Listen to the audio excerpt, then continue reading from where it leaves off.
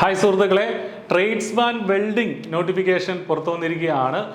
PSCയിൽ വരാനുള്ള നോട്ടിഫിക്കേഷൻ നമ്മുടെ ഗസറ്റിൽ already publish ചെയ്ത് കഴിഞ്ഞു. സംസ്ഥാന ടെക്നിക്കൽ എഡ്യൂക്കേഷൻ ഡിപ്പാർട്ട്മെന്റിലേക്കുള്ള നിയമനമാണ്. അപ്പോൾ ട്രേഡ്സ്മാൻ വെൽഡിംഗ് നമുക്കറിയാം, മുൻപ് ട്രേഡ്സ്മാൻ പരീക്ഷകളെല്ലാം അല്ലെങ്കിൽ ട്രേഡ്സ്മാൻ നിയമനങ്ങളെല്ലാം ജില്ലാ അടിസ്ഥാനത്തിലായിരുന്നു നടന്നിരുന്നത്.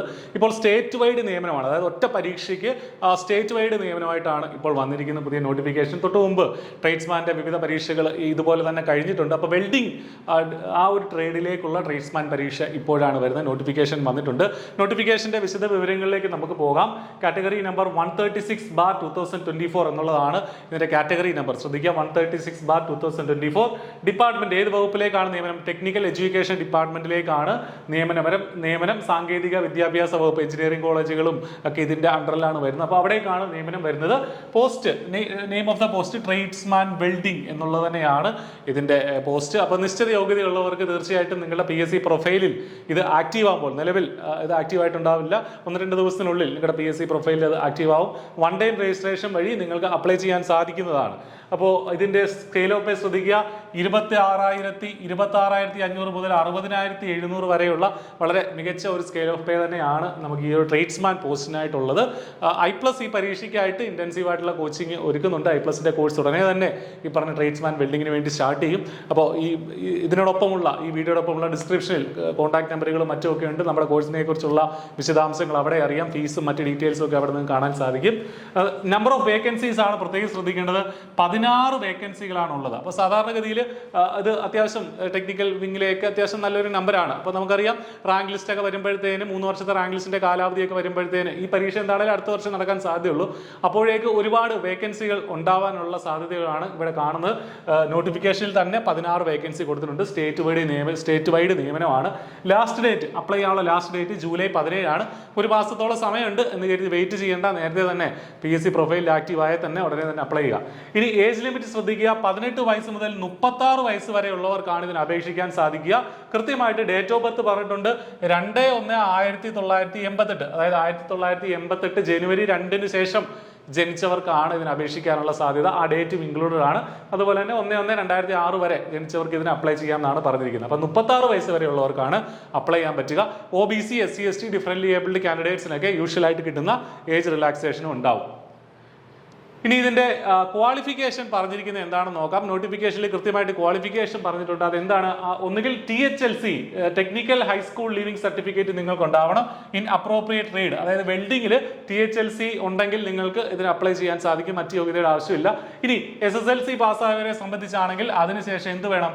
നാഷണൽ ട്രേഡ് സർട്ടിഫിക്കറ്റ് NTC, അതായത് ITI കഴിഞ്ഞവരായിരിക്കണം. ITIയിൽ വെൽഡിംഗ് കഴിഞ്ഞവരായിരിക്കണം. ഇന്ത്യ അപ്രോപ്രിയേറ്റ് ട്രേഡ് എന്ന് പറയുന്നുണ്ട്. വെൽഡിംഗ് കഴിഞ്ഞവരായിരിക്കണം. അല്ലെങ്കിൽ KGC, Kerala government certificate in engineering, KGC ഉള്ളവർക്കും ഇതിന് അപ്ലൈ ചെയ്യാൻ സാധിക്കും. KGC സർട്ടിഫിക്കറ്റ് ഏതിൽ വേണം? നമ്മുടെ വെൽഡിംഗിൽ തന്നെ വേണം. അല്ലെങ്കിൽ VHSC, വൊക്കേഷണൽ ഹയർ സെക്കൻഡറി സ്കൂളിൽ വെൽഡിംഗ് പഠിച്ച ആളുകളാണെങ്കിലും നിങ്ങൾക്ക് ഇതിന് അപ്ലൈ ചെയ്യാനായിട്ട് സാധിക്കും. അപ്പോൾ SSLCക്ക് പുറമെ ITIയോ അല്ലെങ്കിൽ KGC സർട്ടിഫിക്കറ്റ് ഉണ്ടെങ്കിലോ VHSCയിൽ ഈ പറഞ്ഞ വെൽഡിങ്ങിന്റെ സർട്ടിഫിക്കറ്റ് ഉണ്ടെങ്കിലോ നിങ്ങൾക്ക് ഇതിന് അപേക്ഷിക്കാനായിട്ട് സാധിക്കും. മറ്റ് ഇക്വലന്റ് ക്വാളിഫിക്കേഷൻസ് ഒന്നും PSC ഇതിനകത്ത് കൊടുത്തിട്ടില്ല. ഇതിനോട് ചേർന്ന് സാധാരണ ഇത്തരം നോട്ടിഫിക്കേഷൻസിന്റെ കൂടെ ഇക്വലന്റ് ക്വാളിഫിക്കേഷൻസ് എഴുതാറുള്ളതാണ്. അതായത് മുൻ പരീക്ഷകളിൽ സ്വീകരിച്ചിട്ടുള്ള ഇക്വലന്റ് ക്വാളിഫിക്കേഷൻസ്, അതൊന്നും ഇവിടെ ഈ ഒരു നോട്ടിഫിക്കേഷനിൽ വന്നിട്ടില്ല. അപ്പോൾ ഇത്ര യോഗ്യതയുള്ളവർക്ക് ഇതിന് അപേക്ഷിക്കാം. NTC ആണെങ്കിൽ SCBT ഒക്കെ സർട്ടിഫിക്കറ്റ് ഉള്ളവർക്കൊക്കെ അപേക്ഷിക്കാനായിട്ട് സാധിക്കും. ഇനി ഇതിന്റെ ഒരു സിലബസ് നമ്മൾ നോക്കുകയാണെങ്കിൽ, തൊട്ട് മുമ്പ് ഡിസ്ട്രിക്ട് വൈസ് നിയമനങ്ങളൊക്കെ നടന്നിട്ടുണ്ട്. അപ്പോൾ ആ പരീക്ഷകളുടെ സിലബസ് നമ്മുടെ കയ്യിൽ അവൈലബിൾ ആണ്. അപ്പോൾ അത് വെച്ച് നോക്കുകയാണെങ്കിൽ 10 മൊഡ്യൂളുകളായിട്ട് തിരിച്ചിട്ടുണ്ട്. ഏതാണ്ട് ഇത് തന്നെയായിരിക്കും ഈ പരീക്ഷയുടെ സിലബസ് വരിക. അപ്പോൾ സിലബസ് ഉള്ളത് വളരെ ഗുണകരമാണ്. നിങ്ങൾ കൃത്യമായിട്ട് പഠിക്കാനായിട്ട് ഒരു മാർഗരേഖ നമ്മുടെ മുന്നിലുണ്ട്. അപ്പോൾ അത് ഉദ്യോഗാർത്ഥികളെ സംബന്ധിച്ച് വളരെ എഫക്റ്റീവ് ആയിരിക്കും. അപ്പോൾ അതുകൊണ്ട് മൊഡ്യൂൾ 1 ഹാൻഡ് ടൂൾസ്, നമ്മൾ ഈ പറഞ്ഞ പോലെ ചിസൽസ്, ഹാമർ, സ്റ്റീൽ റൂള് തുടങ്ങിയ കാര്യങ്ങളൊക്കെ ഈ മൊഡ്യൂൾ 1 വരുന്നത്. ഹാൻഡ് ടൂൾസിന്റെ കൂട്ടത്തിലാണ്. 3 മാർക്ക് മാത്രമേ അതിനുള്ളൂ. ഗ്യാസ് കട്ടിംഗ് ആണ് മൊഡ്യൂൾ 2. ഗ്യാസ് കട്ടിംഗ് ആണ്, അതിന് 2 മാർക്ക്. ഇനി നമുക്കറിയാം വെൽഡിംഗ് ആണ് ട്രേഡ്. അതുകൊണ്ട് തന്നെ ഗ്യാസ് വെൽഡിംഗ് 15 മാർക്കിന് നമ്മൾ പഠിക്കേണ്ടതായിട്ടുണ്ട്. ഗ്യാസ് വെൽഡിങ്ങിന് 15 മാർക്കുണ്ട്. ആർക്ക് വെൽഡിംഗ് ആണ് അടുത്ത മൊഡ്യൂൾ, അതിന് 20 മാർക്കുണ്ട്. വളരെ ഇമ്പോർട്ടന്റ് ആണ്. അതുപോലെ തന്നെ gas metal arc welding GMAW, gas metal arc വെൽഡിങ്ങിന് 15 മാർക്ക് നമുക്ക് കാണാൻ സാധിക്കും. Gas tungsten arc welding GTAW 20 mark. അപ്പോൾ ചുരുക്കി പറഞ്ഞാൽ കൂടുതലും വെൽഡിംഗ് തന്നെയാണ് സിലബസിൽ വരുന്നത്. സ്പെഷ്യൽ വെൽഡിംഗ് പ്രോസസ്സ് അതെന്തൊക്കെയാണ്? മറ്റേ തെർമിറ്റ് വെൽഡിംഗ്, അതുപോലെ സബ്മേർജ്ഡ് ആർക്ക് വെൽഡിംഗ് തുടങ്ങിയ കാര്യങ്ങളൊക്കെയാണ് ഈ സ്പെഷ്യൽ വെൽഡിംഗ് പ്രോസസ്സിൽ വരിക. അതിനും 15 മാർക്കാണ് സിലബസിൽ പറഞ്ഞിട്ടുള്ളത്. ഇനി ഇൻസ്പെക്ഷൻ ആൻഡ് ടെസ്റ്റിംഗ്, നമ്മുടെ NDT ഒക്കെ ഇതിനകത്താണ് വരുന്നത്. മൊഡ്യൂൾ 8 ഇൻസ്പെക്ഷൻ ആൻഡ് ടെസ്റ്റിംഗ്, അതിന് 5 മാർക്ക് കൊടുത്തിട്ടുണ്ട്.